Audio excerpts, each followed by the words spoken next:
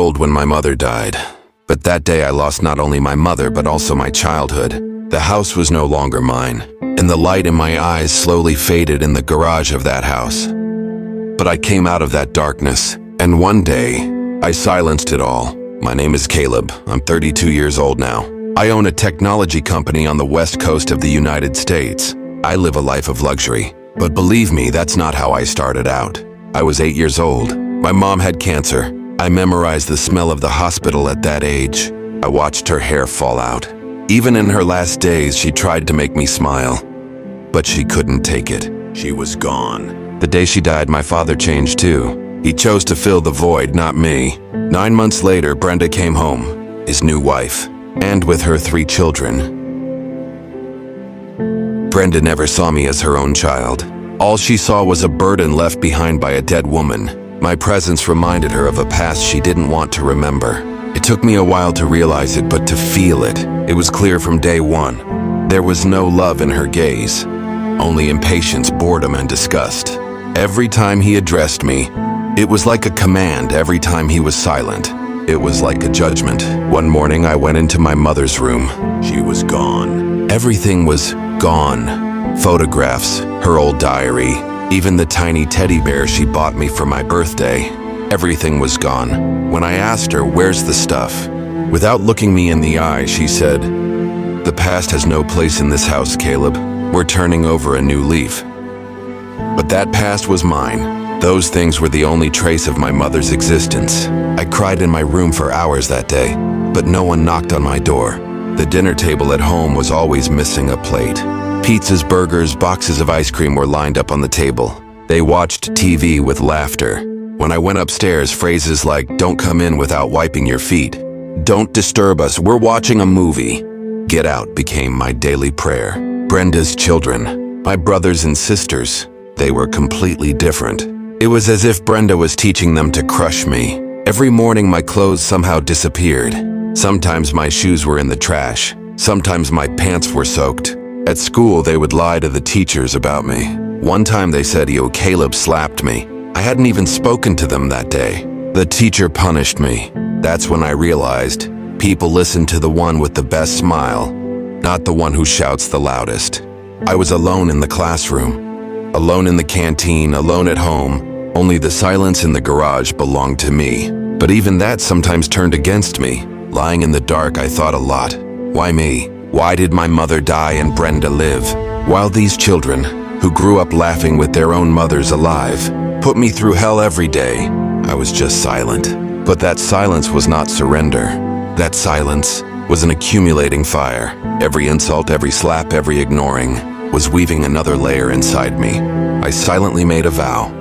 I will grow up, but I will not be like you. I will speak your language, with strength, with silence, with victory. One day this silence will choke everyone. And when that day comes, only I will speak. Garage.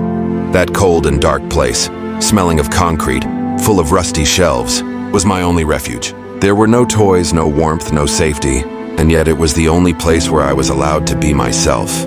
Every time I went in, I wouldn't turn on the light. The darkness wouldn't blind me anymore, because one gets used to pitch blackness over time. Besides, there was no light in my life anyway. At first I just cried. Every night the same prayer, the same broken sentence. I wish my mom hadn't left. But after a while I realized, crying doesn't bring anyone back. Crying just pushes you into a quieter corner. In that corner, something else began to be born, patience. Patience turned into curiosity. And curiosity, hunger for knowledge. I found an old laptop in the garage, discarded in a corner with a broken lid. I didn't even know if it would work, but I plugged it in. It turned on. The fan was noisy, the screen full of scratches, but it was as if it had opened a door for me. At that moment, I felt something. The only way out of here is through here. I secretly connected the internet. I was in front of the screen until 3 o'clock at night, after everyone had gone to sleep. I learned how to code software encryption systems. Every day I learned something new. And the more I learned, the bigger my world became. Brenda and her kids still ignored me, but she didn't care anymore. Because I was watching them silently, I wrote down their every habit, every weakness, every division of roles in the house. Who eats when, who is alone when. I wrote it all down. While they were ignoring me, I was analyzing them. When I started high school, my withdrawal was complete. I didn't talk. I didn't make friends with anyone. Trusting was a luxury for me. But at school, teachers started paying attention to my grades. Especially the computer teacher was fascinated by my projects. One day he even approached me and said, "Caleb, you are quiet, but your mind is like a storm. You are the only one who can stop you." That night I couldn't sleep until morning. Someone had seen me. Someone had really seen me, but I was still silent. The only sentence I could form in my mind was this: "One day my loneliness will become a voice. With that voice I will erase everyone who silences me." When I turned 18, I left that house. I left quietly through the back door with my backpack while Brenda had her morning coffee. I never looked back. There was no hug, no goodbye. There was never any goodbye. That place didn't even come to me. I won a scholarship. A security program I coded caught the attention of a technology company. I started to rise with small but steady steps. At 20, I sold my first software. At 23, I founded my own startup. At 28, I was at a point where everyone who ignored me had to see my name on the stock exchange screens. But interestingly, even though I had risen so high, that child inside me was still sleeping in the garage. I always kept one eye on the past. I hadn't forgiven. I hadn't forgotten. So one day, time froze when I saw an email that landed in my office. "Property for sale, 4364. East Ridge Drive, deed holder, Brenda K. Thompson." That house, it was the tombstone of my childhood. And now it was for sale to me. I didn't hesitate. I didn't take the house. I took it quietly. They didn't need to know who took it. But when the mail kept coming in the name of the former owners, I could imagine Brenda's lips tightening. Now they were in the palm of my hand, and nothing had started yet. It was midnight. I stood in silence in front of Brenda's house.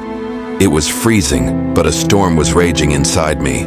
The silence was the sharpest form of the anger and patience I had been building up for years. It couldn't be heard, but it could be felt. That night I decided to close the last page of the past, because I knew that tomorrow everything would change. In the morning, Brenda found an envelope on her doorstep. Inside was a single line: "This house is mine now. What is rightfully mine is back." At first she didn't want to believe it, but the court documents were the cold truth.